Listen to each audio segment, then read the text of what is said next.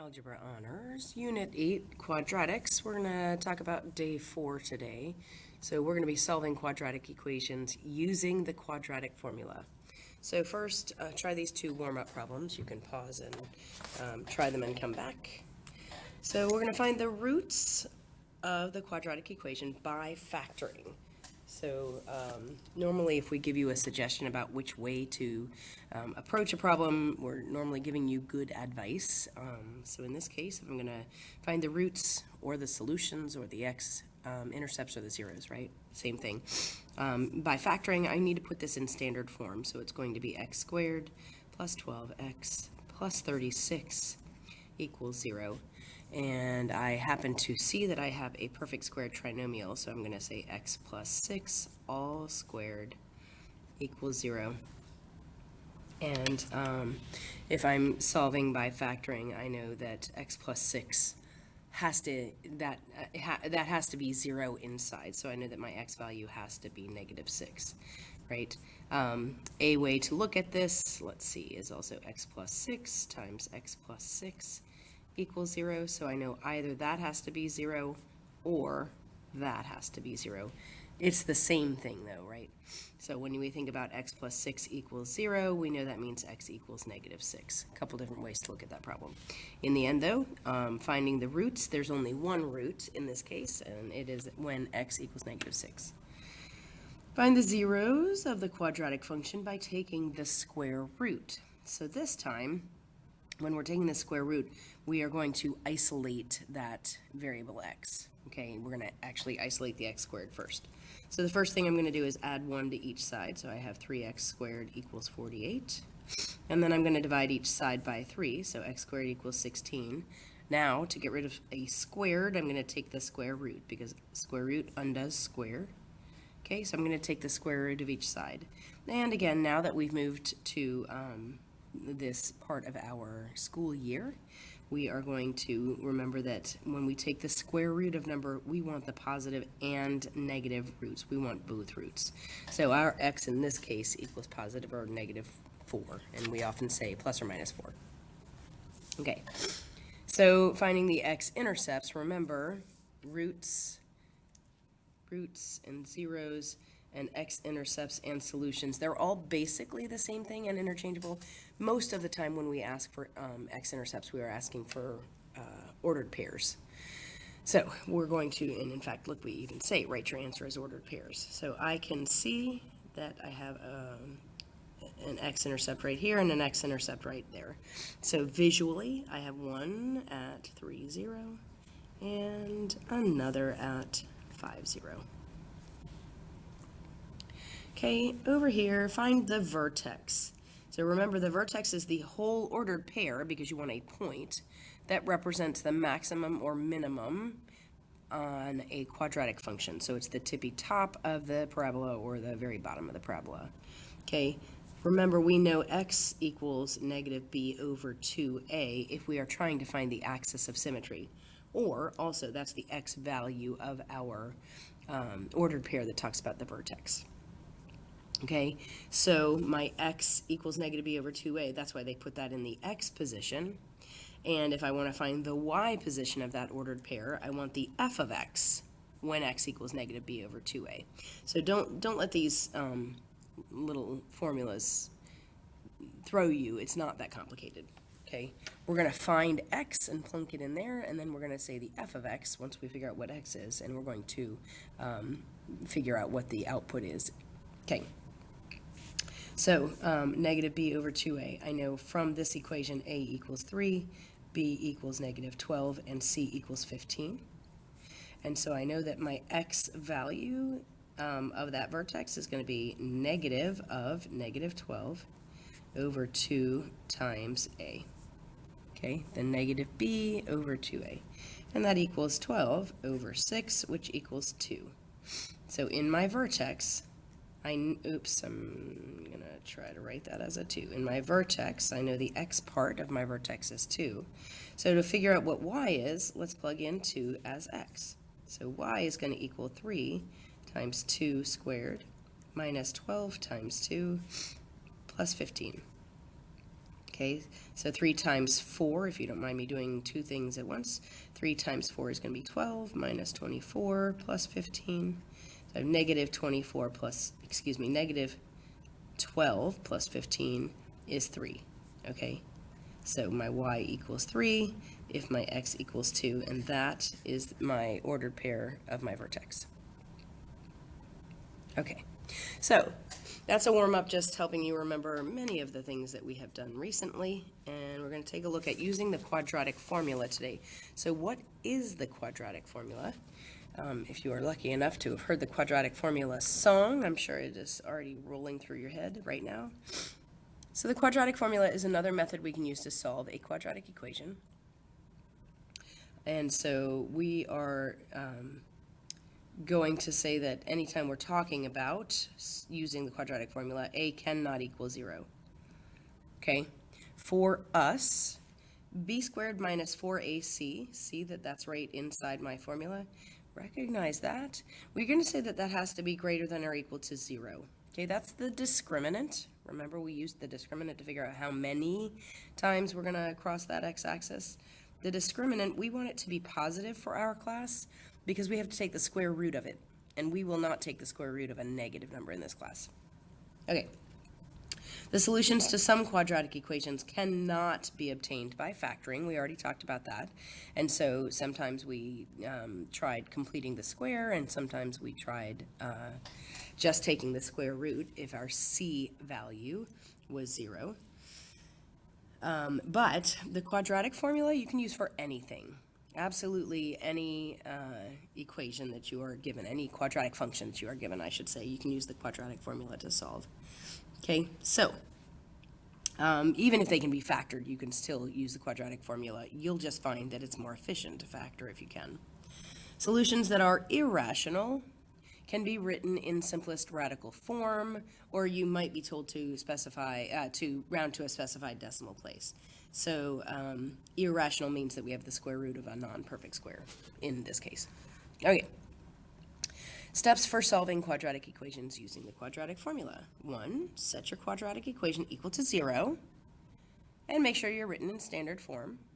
We've been doing that. We're going to identify our a, b, and c, and then substitute those values into the quadratic formula. Okay, so the formula is long, and you do actually want to try to memorize that, although for standardized tests, you'll probably get that formula on some sort of a formula sheet. So here's the whole big formula. Listen to all of this. It's called x equals negative b plus or minus the square root of b squared minus 4ac all over 2a. So when we're plugging in our a's and our b's and our c's, we need to be really careful that we are being methodical and neat so that things don't get lost, especially if any of these variables represent a negative number. You want to use parentheses. So let's get to it. All right. So our first example, x squared minus 5x minus, oops, you can't even see it, sorry. X squared minus 5x minus 36 equals 0. So we are going to use this formula and just plug stuff in, and it's going to give us our x value, okay?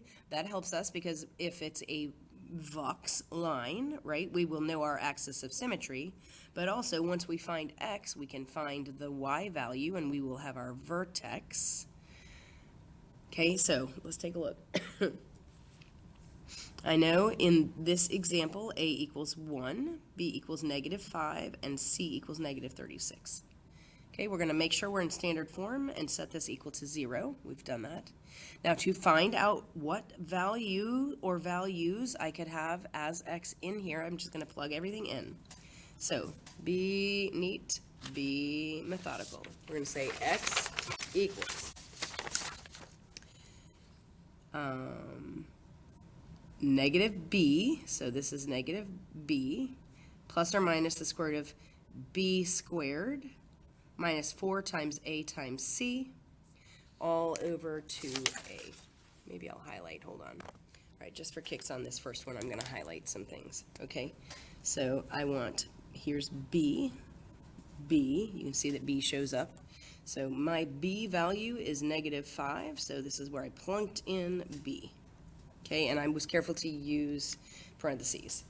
All right, so if my a value is 1, any place I need a, I'm going to make sure I'm putting it in. Okay, so I have -4ac, so that's a, and it's all over 2a. See, I've just plugged in that a. And then finally my c, because I didn't have a third highlighter, it's -36. So here's my c, and here's my c. Okay, so now we're just going to do this math. So just be careful as you work through the math. The negative of -5 is 5, plus or minus the square root of, well, -5 in parentheses like that squared is going to be 25. Okay, -4 times 1 times -36, it's going to be plus 144. Okay, and that's all over, so make sure that that fraction line goes underneath absolutely everything. It's all over 2 times a, which is 2. Well, I'm just going to do step by step. Okay, so x equals 5 plus or minus the square root of 169 all over 2. Okay, so I know that that means 5 plus or minus 13 all over 2, because the square root of 169 is 13. Now, here's probably the newest thing. I have to have two different answers, because one is going to be 5 plus 13 over 2. The other is going to be 5 minus 13 over 2. So normally what you'll see people do is we're going to do one of them, 5 plus 13 over 2, and the other, 5 minus 13 over 2. See the only difference here? I'm adding or I'm subtracting. How about I slide on up? I'm going to say 5 plus 13 over 2 and 5 minus 13 over 2. Those are my roots. Those are my solutions. Those are the x values of my x-intercepts. Okay, 5 plus 13 over 2 equals 18 over 2, which equals 9. 5 minus 13 over 2 equals -8 over 2, which equals -4. And so, in the end, I know my x equals -4 and 9. Those are the two x values that would be part of my x-intercepts. All right, let's do another one. Okay, so we are still saying x equals -b plus or minus the square root of b squared minus 4ac. Uh-oh. All right, so this was nice and neat and easy because we ended up with integer numbers, but realize that we're not always going to end up with integer numbers. That's okay. All right, we're gonna try a couple more problems, but I might have to abandon this video because we have some weird announcement things happening in the school building. So we're going to solve this following quadratic equation using the quadratic formula. So I need a and b and c. So my a here is 1, my b is 5, my c is -6. And remember, x equals -b plus or minus the square root of b squared minus 4ac all over 2a. So I'm just plugging in everything I have here, right?